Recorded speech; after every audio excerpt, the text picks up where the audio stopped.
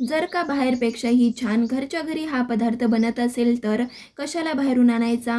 तर मग पटकन त्यासाठी 1 लिटर म्हशीचं दूध घेतलं. हे गरम करून 2 ते 3 मिनटं चांगलं असं उकळवून घेतलं.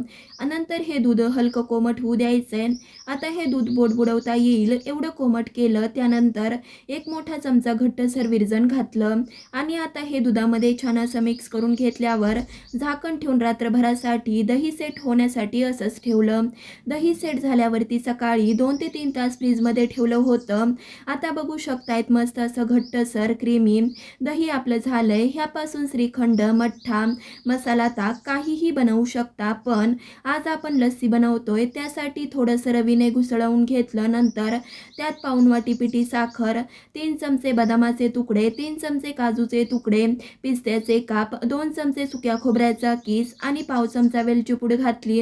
हे एकदा चांगलं मिक्स केलं. नंतर रवीने 2 ते 3 मिनटं घुसळवून घेतलं. पाहू शकतायत मस्त दाटसर, थंडगार, मलाईदार अशी ड्रायफ्रूट लस्सी आपली तयार झाली आहे.